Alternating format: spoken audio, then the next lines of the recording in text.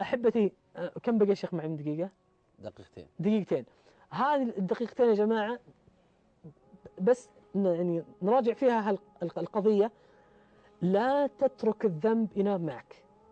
أحد الأخوة يقول في الليل جالس لحالي، فتحت الكمبيوتر الانترنت، يقول والله اني فاتح مقطع ديني في اليوتيوب، يقول فجأت صور على الجنب، يقول فجاني شيطان قلب شوف وش عندهم، يقول فضغطت المقطع، يقول شفت المقطع الشيطان زين لي، شفت المقطع الثاني الثالث، يقول فجيت انوم وركدت الساعة قبل أذان الفجر عشان أقوم أصلي الليل. يقول أبغى نوم، تعبان أنا أصلا. يقول تهتز النفس اللوامة اللي في داخلي، قالت والله ما يقومك، تنوم على معصيته ويقوم يشرفك تقوم مع المحسنين، والله ما تقوم. يقول أقسم بالله ما عاد قلت نوم، أبغى نوم، قالت والله ما تقوم. هذه ما يشرف فيها الله أي تحت، يشرف فيها الله اللي قلبه نايم وهو معلق فوق. الله يجعلنا وإياكم منهم. فيقول قمت أبغى الحين أصلح الوضع.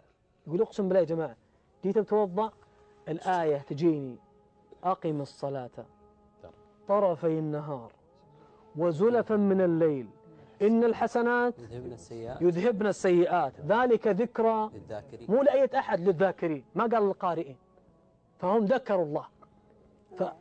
يقول فجيت أصلي، يقول وأنا أصلي والله العظيم أن الآيات تأتيني في قول الله سبحانه وتعالى وبالأسحار هم يستغفرون. يقول أول مرة أقرأها بالطريقة ذي، صورة عجيبة. يقول المهم صليت صلاة ما في زيها. يقول وأنا ساجد كنت أقول يا ربي لك الحمد. يقول ثم جتني دعوة أنا ما عمري دعيتها في حياتي، يقول يا ربي لك الحمد، واتذكر آية قريتها في ركعة من الركعات ولو نشاء لمسخناهم على مكانتهم فما استطاعوا مضيا. يقول والله الآيات ما حضرتها ولا شيء، بس جت في بالي وقريتها. يقول لكن أول مرة أقرأها بالطريقة ذي، لمسخناهم على مكانتهم فما استطاعوا مضيا ولا يرجعون. تعرف تفسير الآية هذه وش هي؟ يقول أول مرة أوقف معها، يقول بعدها قريت تفسيرها.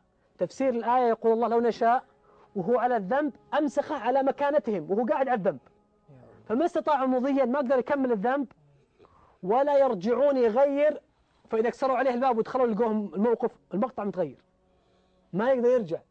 يقول فقلت أنا ساجد يا ربي لك الحمد أنك ما مسختني على مكانتي.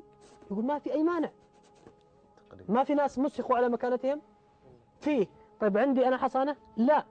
يقول فقعدت أحمد الله أنه ما مسخني على مكانتي. يقول المهم صليت صلاة عجيبة ما عاد أبغى أنوم فنمت. يقول أقسم بالله قبل أذان الفجر بساعة، وأنا أعرف نومي ثقيل، يقول والله قبل أذان الفجر بساعة قايم كأني نايم 20 ساعة. يقول صليت صلاة عجيبة، المهم رحت صليت الفجر. يقول والله أني الذنب ذا أحسن يعني قضية عندي اللي حصلت بعده. إيش سوى؟ طلع من المسجد. يقول طلعت من صلاة الفجر وألقى عامل بلدية قاعد يلبس شرابه الله يجلكم. يقول طلعت اللي في جيبي ما أدري كم، ذكرت أن الصدقة تطفئ. يقول أبغى الله يرضى وبس. يقول والله ما أدري كم أعطيته، اللي عندي كله أعطيه. يقول فجاني الشيطان وأنا بركب سيارتي قال لي يا حبيبي سوي يقول يبغى يقنطني، قال تسوي تلعب على كيفك وحين تصدق بكم ريال عشان يغفر لك الله. يقول فوالله ما أخفيك أنه يعني ضيق صدري شوي. يقول فركبت السيارة شغلتها الراديو ما هو مسجل، إذاعة القرآن.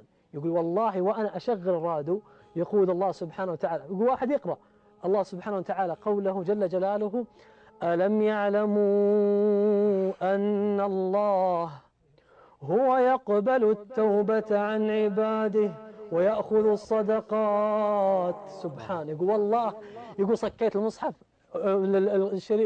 الراديو، قلت وصلت الرسالة يا رب وآخر ساجد على أزفلت في الأرض. يقول نزلت من السيارة قلت يا رب هذه الرسالة لي أنا. ختاما أحبة الفضلاء، ما هو قضيتك انك تأخذ ولا قضيتك انك تدبر نفسك، انت اصلا ما تقدر تدبر نفسك اصلا ولا تدبر غيرك. اذا ما دبرك هو صح والله ما تتدبر.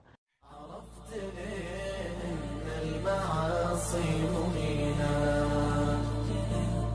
كأنها تظهر على الوجه وتبيك، تشوف راعيها يعيش الغبينة والناس من حوله بخير وسعيدين.